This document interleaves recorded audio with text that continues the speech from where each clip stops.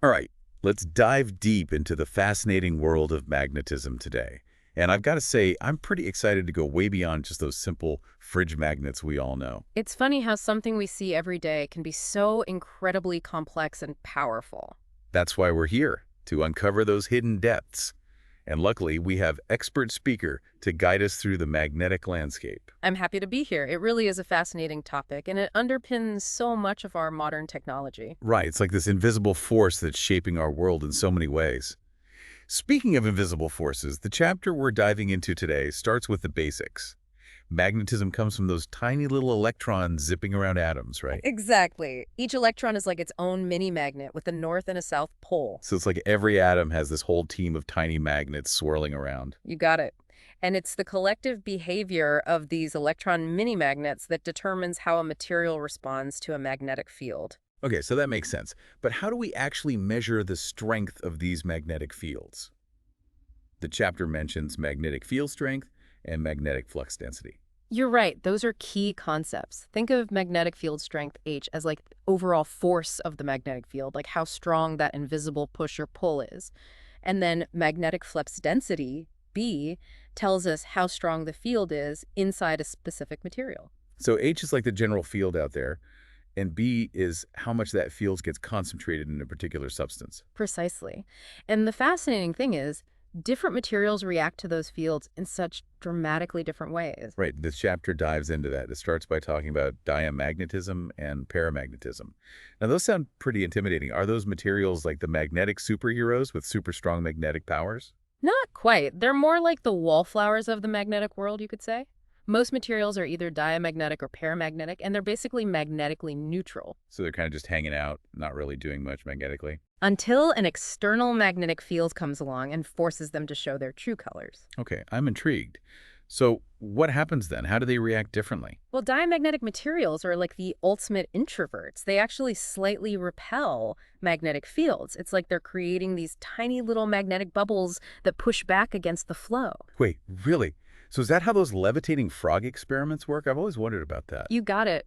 A strong enough magnetic field can actually levitate diamagnetic materials. And you know what's diamagnetic? Okay, tell me. Water. So technically, with a crazy strong magnet, you could levitate a water droplet. No way. I'm adding that to my bucket list. Levitate a water droplet. Check. Okay, what about those paramagnetic materials? Are they a bit more outgoing, magnetically speaking? They are a tad more cooperative. They align their magnetic moments with an applied field, but the effect is still pretty weak. It's like they're saying, all right, fine, I'll play along, but I'm not going to get too excited about it. Huh. So we've got the magnetic introverts and the slightly less introverted materials. But let's get to the real stars of the show, right? The ones that actually stick to your fridge. Ferromagnetism. Now we're talking. This is where things get interesting. Ferromagnetic materials are the magnets we all know and love. Iron, nickel, cobalt. Those are the classic magnets. What makes them so much stronger than those diamagnetic and paramagnetic materials? It's all about their electrons. Ferromagnetic materials have these unpaired electrons that act like tiny little magnets, and they're all coupled together, pointing in the same direction. Think of it like a synchronized swimming team of electrons, all spinning and aligning their magnetic moments together. So it's like the more synchronized those electron swimmers are, the stronger the overall magnet. Exactly. And this alignment happens in microscopic regions called domains. Imagine a chunk of iron that's not magnetized. It has domains pointing every which way, so they all cancel each other out. So it's like a magnetic free-for-all, no clear direction. Right. But apply a magnetic field, and suddenly those domains start lining up, like an army of tiny magnets following orders. Oh, so a strong magnetic field is like the drill sergeant getting those domains into shape. That's cool. So are all ferromagnetic materials equally strong? Or is there a range? That's a great question. The strength depends on a bunch of factors. The material itself, how those domains are aligned, like you can actually make a magnet stronger by carefully aligning its domains during the manufacturing process. That's fascinating. It's amazing how much control we have over these invisible forces. So we've got those shy diamagnetic and paramagnetic materials, and then we've got the bold, strong ferromagnetic materials. Are there any other types of magnetism we should know about? There are a couple more that are pretty intriguing. Sometimes you see those little electron magnets like to be a bit antisocial. Antisocial. How so? Well, in antiferromagnetic materials, the magnetic moments of neighboring atoms actually point in opposite directions. So they cancel each other out. Exactly. It's like a magnetic tug of war that ends in a stalemate. No net magnetism at all. A magnetic dud. Okay, I get it. What about the other type you mentioned? Ah, yes. That's called ferromagnetism. It's kind of a hybrid, similar to antiferromagnetism, but the opposing magnetic moments don't perfectly cancel each other out. So it's not a complete stalemate. Right. There's a little bit of a net magnetic moment left over, and that's what gives materials like magnetite, you might know it as lodestone, their permanent magnetism. Okay, I'm picturing it like this. Two teams playing tug of war. Antiferromagnetism is equal strength, no movement. Ferromagnetism is like one team's a little stronger, so the rope moves a bit, but not as far as if they were all pulling together, that would be ferromagnetism. Well, that's a perfect analogy. Now, to add another layer of complexity to all of this, let's talk about temperature. Uh-oh, things are heating up. What does temperature do to these different magnetic personalities? Well, have you ever noticed how a magnet gets weaker when you heat it up? Yeah, I think I have. That's because heat makes those atoms vibrate more, and that disrupts those neatly aligned domains we were talking about in ferromagnetic materials. So it's like turning up the music at a synchronized swimming competition and watching the choreography fall apart. Exactly. Chaos on the magnetic dance floor. So is there a point where a magnet just completely loses its magnetic powers? Absolutely. Each magnetic material has a special temperature called the Curie temperature. We often just call it TC. Okay, I got it. And that's the temperature where it loses its permanent magnetism and becomes paramagnetic. So it's like a magnet's melting point for magnetism. Yeah. Heat it up enough, and those little electron magnets go from a synchronized dance to a chaotic mosh pit. Perfect analogy. And that Curie temperature, that TC we were talking about, it varies depending on the material. Iron loses its ferromagnetism at a scorching 768 degrees Celsius. Wow, that's hot. But nickel, on the other hand, gives up much sooner at 335 degrees. Interesting. So even within those magnetic superstars, there's a range of tolerance for heat. Okay, so we've covered how temperature can mess things up. What about a magnet's history? Does that matter? That's a great question, and yes, it absolutely does. The chapter mentions something called hysteresis, and that's all about a magnet's memory of its magnetic past. A magnetic memory. Yeah. Intriguing. What does that actually mean? Well, think about it this way. If you repeatedly fold a piece of paper along the same crease, even when you unfold it, that crease stays there. It's a permanent reminder of how it was shaped before. Okay, I can see that. So how does that apply to magnets? If you take a magnet and repeatedly cycle it in a magnetic field, you can actually demagnetize it. You're essentially unfolding its magnetic memory by scrambling the alignment of its domains. It's like you're erasing those magnetic creases. Exactly. Now, this next concept is a bit more complex, but equally fascinating. Magnetic anisotropy. Anisotropy. Okay, that one sounds intimidating. What's that all about? It simply means that a material's magnetic properties can vary depending on the direction. Think about a piece of wood. It's much easier to split along the grain than across it, right? Yeah, absolutely. Well, it's kind of like that with magnets. Each material has easy directions where it's easier to magnetize and hard directions where it's more difficult. So it's like a magnetic compass needle that's easier to spin in some directions than others. Precisely. And we can actually exploit this to our advantage in technology. For example, in transformers, we can align the easy direction of the material with the magnetic field to minimize energy loss and make things more efficient. Clever. It's like you're giving those magnetic domains a clear path of least resistance. Speaking of resistance, the chapter then dives into soft and hard magnetic materials. What's the difference between those? Think of it in terms of personality. Soft magnets are easygoing, adaptable. They quickly align with the magnetic field and lose their magnetism just as easily. So they're flexible. What kind of applications would we use those for? They're perfect for things like transformer cores, where you need low energy loss and quick changes in magnetic fields. Then you have those hard magnets, the stubborn ones. They hold onto their magnetism fiercely. Even if you try to take it away. Even then, they resist change. And that makes them ideal for things like the magnets in your headphones or the ones holding up all those vacation photos on your fridge. Ah, so those are the permanent magnets that we rely on every day. Yeah. Which brings me to something I use all the time. Magnetic storage.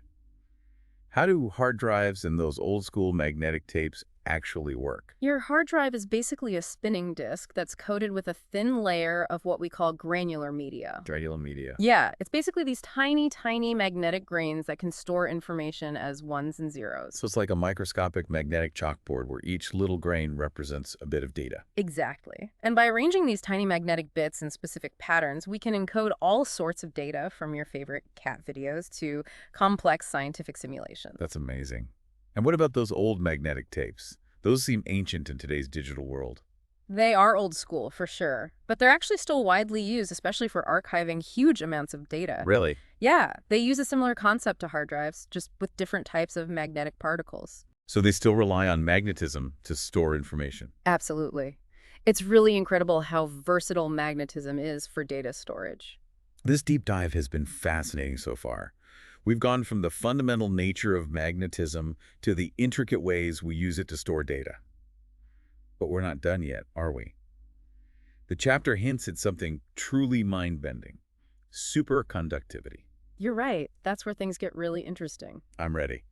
But before we dive into that, maybe we can take a quick breather and recap everything we've covered so far. It's been a whirlwind tour of the magnetic world. Sounds good. Let's take a moment to consolidate all these amazing magnetic concepts. Okay, so we've gone over a lot of ground. Let's see. We started with the idea that magnetism comes from those tiny little electrons constantly in motion, those charges, especially the ones spinning around atoms. Right. And then we learned that different materials have their own kind of magnetic personality. Yeah. We got the diamagnetic materials. Those are the ones that like to push back against magnetic fields. It's the introverts. Exactly. And then we have the paramagnetic materials. They're a little bit more agreeable, but not much. They go with the flow, but they're not really that enthusiastic about it. And of course, we can't forget the superstars, those ferromagnetic materials like iron, nickel, cobalt, the ones that actually stick to your fridge. Those are the ones with that strong, permanent magnetism, thanks to their synchronized electron spins. Yeah, right. And we also talked about how heat can totally throw a wrench into the whole magnetic party. Leading to that Curie temperature, the point where a magnet kind of loses its cool, literally, and its magnetic properties change.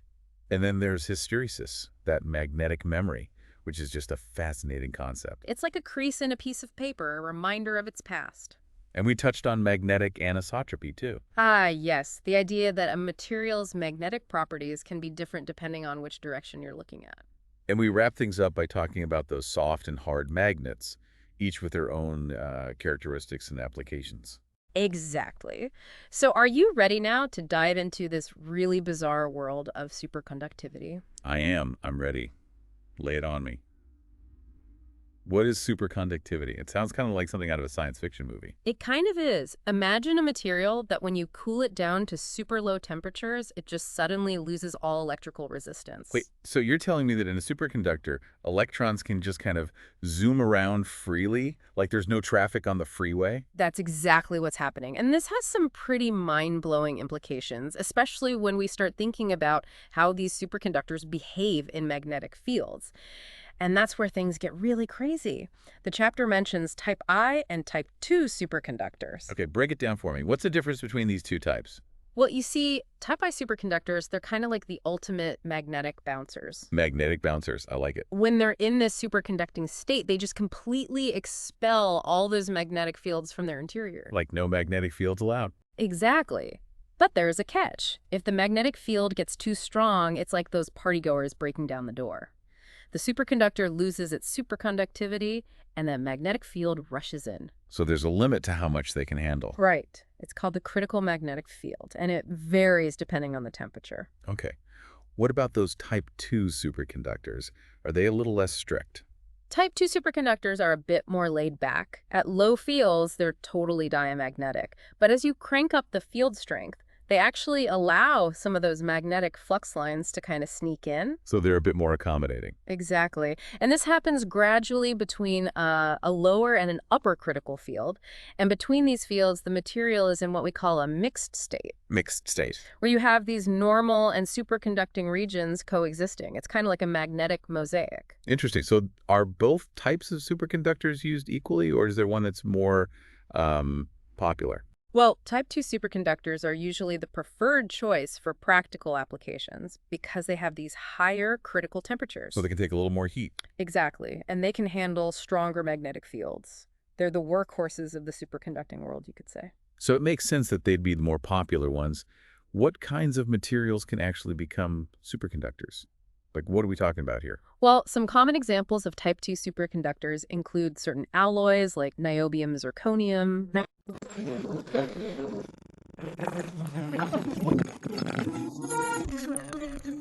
Oh yeah, these are typically used in magnets that need to generate really strong fields, like the ones in MRI machines. Ah, so that's where superconductivity meets the real world.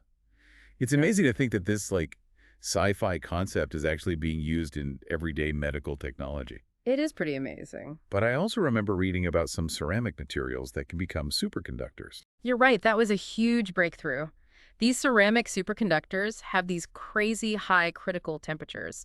Some of them are even above 100 Kelvin. Wait, 100 Kelvin? Isn't that getting pretty close to room temperature? That's what makes these ceramic superconductors so exciting. It means we can use liquid nitrogen to cool them down, which is way cheaper and easier to handle than liquid helium, which is what you need for those conventional superconductors. So that's a big deal.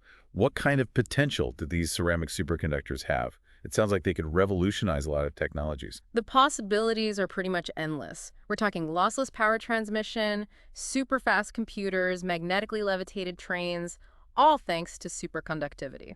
Wow. Okay, but hold on. Why aren't we living in the superconducting future already? What's holding these materials back? Well, there are still some pretty big challenges to overcome. The biggest one right now is that these ceramic superconductors are just really brittle. Brittle. And it's hard to shape them into wires or other useful forms. It's kind of like trying to build a skyscraper out of delicate china. Ah, so it's a material science problem. Exactly. But researchers are working really hard to overcome these challenges. Like, what kinds of things are they looking at? They're experimenting with new fabrication techniques and exploring all these new materials that might combine those high critical temperatures with better mechanical properties. If they can figure this out, it could really change the world as we know it. It really is incredible to think that something like magnetism, something so fundamental, could be the key to all these groundbreaking advancements. So we've covered a lot of ground today, from those basic properties of magnetism to this mind-bending world of superconductivity. It's been quite a journey through the magnetic landscape. Before we wrap things up, is there anything else you think our listeners should take away from this whole exploration? Any final thoughts to leave them pondering? It's funny, we think of magnets as these like simple everyday objects, the things that stick to our fridge or hold up notes. I know, right. But this deep dive has shown me just how complex and really just how profound magnetism is. Yeah, it's easy to forget about those invisible forces that are kind of shaping our world all the time. But magnetism is everywhere. I mean, think about the Earth's magnetic field. Right. That protects us from all that solar radiation. And it's even in those tiny little magnetic domains that are storing our digital memories. Exactly. It's mind-blowing when you stop and think about it. Yeah. And the fact that we're still discovering new things about magnetism, I mean, like those high-temperature ceramic superconductors, it just makes you wonder what other magnetic mysteries are out there, just waiting to be discovered. That's what I love about this field. We're always pushing the boundaries of what we know. Right. For example, researchers are exploring these new ways to manipulate magnetic fields, but at the nanoscale. Nanoscale? Wow. Imagine being able to control the spin of a single electron. That's incredible. The potential applications are huge. I mean, we could be talking quantum computing, targeted drug delivery, all kinds of amazing things. So it's like we're entering a whole new era of magnetism. If you had to pick, what do you think is the most important thing for our listeners to take away from this? I say the biggest takeaway is that magnetism, it's not just some scientific curiosity. Right. It's a fundamental force that shapes our world. Absolutely. And it really drives technological innovation. And by understanding these principles of magnetism, we can unlock all these new possibilities. And create a better future, hopefully. Exactly. I've already seen how crucial magnetism is to, like, everything. I mean, generating electricity, developing these life-saving medical technologies like MRI. And with all this research going on into superconductivity, I mean, the potential for even more revolutionary applications is just enormous. It really is. It's a field that's just full of surprises and endless possibilities. You never know, maybe one of our listeners will be the one to make the next big magnetic breakthrough. I wouldn't be surprised. Thanks so much for joining me on this Magnetic Journey Expert Speaker. It's been really enlightening. The pleasure was all mine. And listeners, remember, Keep those electron spins aligned and those magnetic fields flowing. Until next time, keep exploring the world with curiosity. You never know what amazing discoveries are waiting for you just beneath the surface.